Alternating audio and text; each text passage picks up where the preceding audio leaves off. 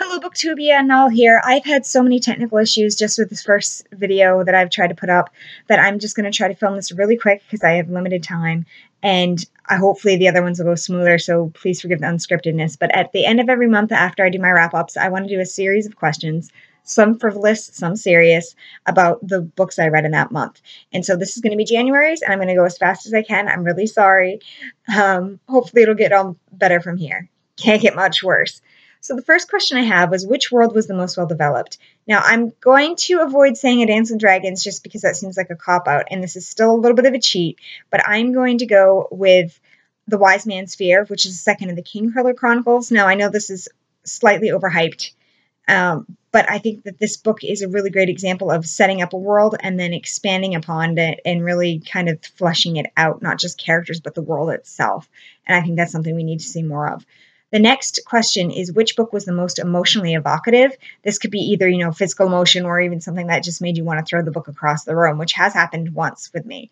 And that has to be probably Blood, Water, Paint, because the whole time you got so deep into this character's head that you felt like you were on the emotional roller coaster too. So I really applaud it for that. That book may come up again. The biggest disappointment for me, it would almost be A Vision of Fire, but that was mostly, freshman novel, just, okayness. But I would have to say that'd probably be Hinton Anders and the Meaning of It All. While I didn't have any anticipation going into this, I think that it had so many wonderful elements that if it had pulled together structurally a little better, it could have been an absolutely phenomenal book. The next question is to recommend a book to a character. And I can't remember the name of this book. I did look it up when I was first going to film this, and I will link it below. But it is about the death rituals and rites from around the world, and I think it's written by a former coroner. I would have to give that book over to Christopher from Every Heart a Doorway. Maybe Nancy, but I think it would fit better with his worldview. I think he'd be really interested in that, even though he's seen his own world. Best realization of plot. Now, this is the one that kind of felt like it took all the elements from the beginning and tied them up the best and had the best flow. And,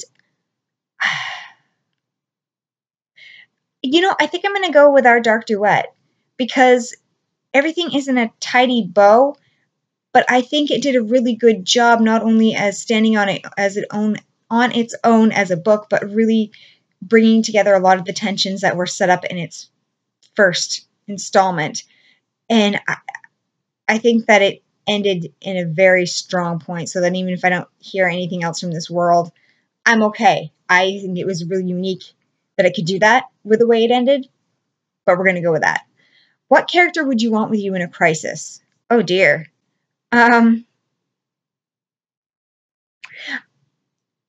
I'm either going to go back to A Vision with Fire, and I can't remember his name, but the diplomat who's the best friend of the lead character.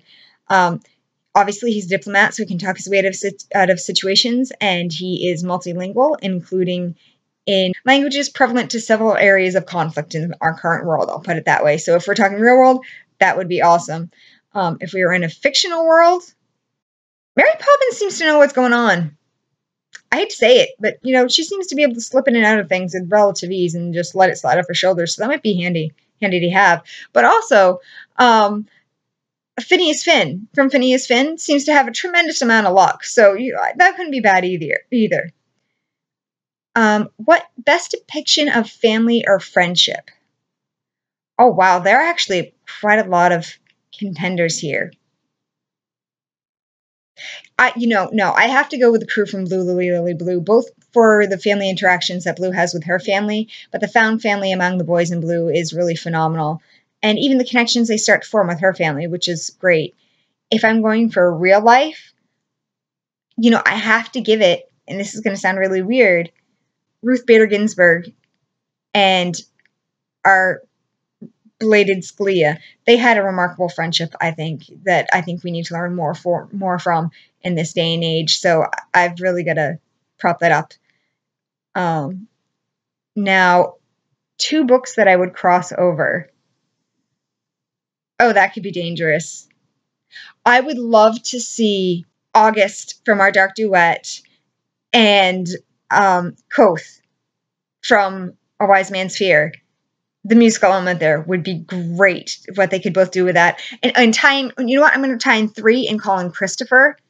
And if that isn't a musical disaster and glorious thing waiting to happen, to see what could max up with that, I don't know what is. That would be fantastic. My favorite protagonist. Hugh Jump Cut. You know, I'm going to give this to Sonny from the title book, because this kid had such a unique headspace that I think a lot of people could relate to. Either if they just want something funny, I think it could be relatable to a lot of kids who may not develop or communicate in the same way that we would say normal kids would, even though he wasn't necessarily labeled as someone of any lesser or different means. I think that his headspace could be really relatable to a lot of people, and it was definitely one of the strongest voices. So I'll give it to him for uniqueness. I mean, of course, I have my favorites that are near and dear to me from more popular series, but I've got to give it to that. And I also need to lead some props to the lead woman from A Woman of No Importance, because she had some major chops in her own right. So we're going to go with that. Okay, a crossover friend or ship.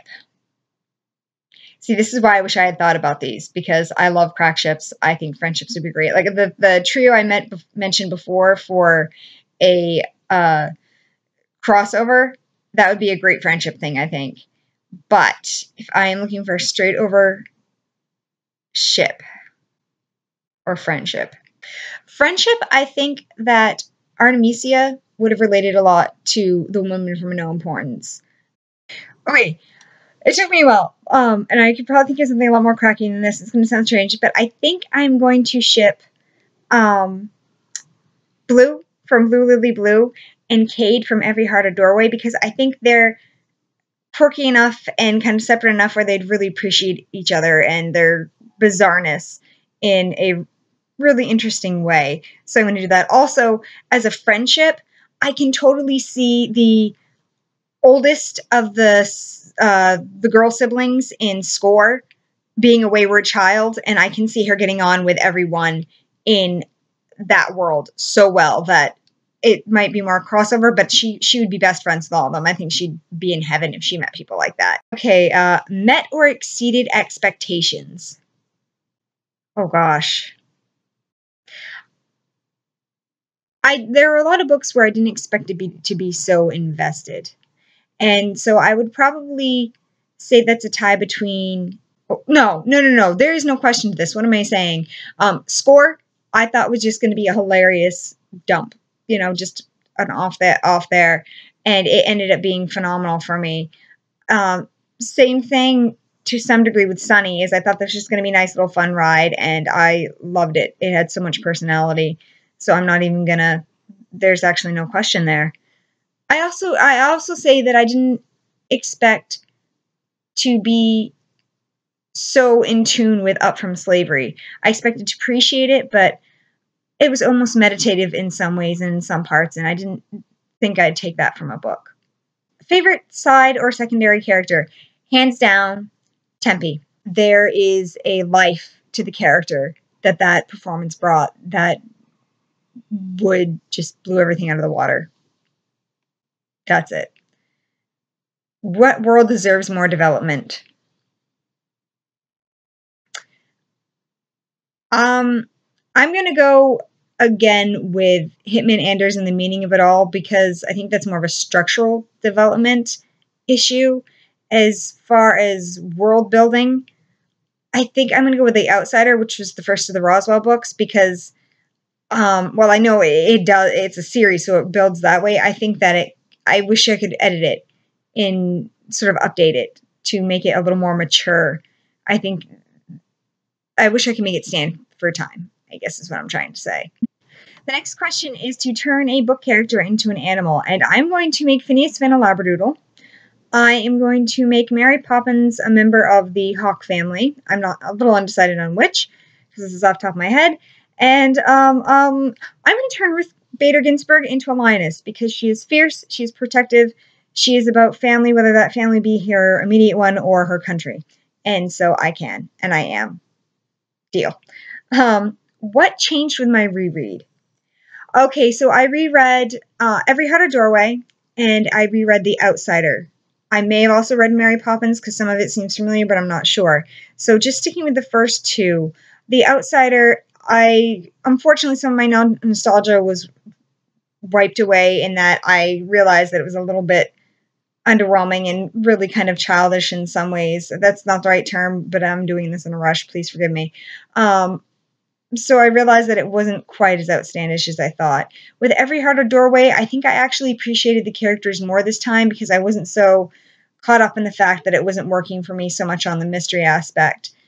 And it kind of reaffirmed why I loved certain characters, so I'll take that from it.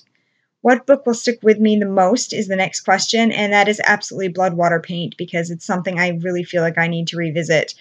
Also, Up From Slavery was really eye-opening, and I think a lot of that perspective is going to stick with me, which is actually great because it leads me into the final question, which is, what did you learn from the nonfiction reads? Now, I had a few nonfiction reads this month, and it was Up From Slavery, the Rush, which was the Gold Rush book, and My Own Words, which is Ruth Bader Ginsburg's biography. And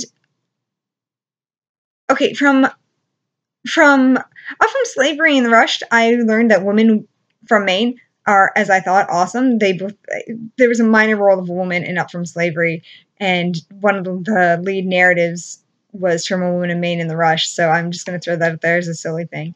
But on a more serious note, I think the perspective of Booker T. Washington had about what was going on in his time and the injustices and how he handled that was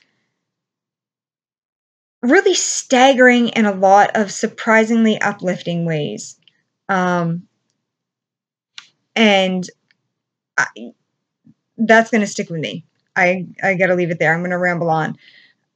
The Rush, I don't know if I learned a lot other than general knowledge of the feeling of the time and about the world. And with My Own Words from Ruth, I more learned about her life, but also it really solidified me in her perspective of things, and I can't really summarize that up tidily, but I think the most that I'm going to take from my nonfiction reads is the attitude from Booker T. Washington, which is really inspiring, and that's another thing I might have to revisit. So that is an incredibly rushed 20 questions. I thank you for sticking with me, and hopefully this will be up really soon. Toodles!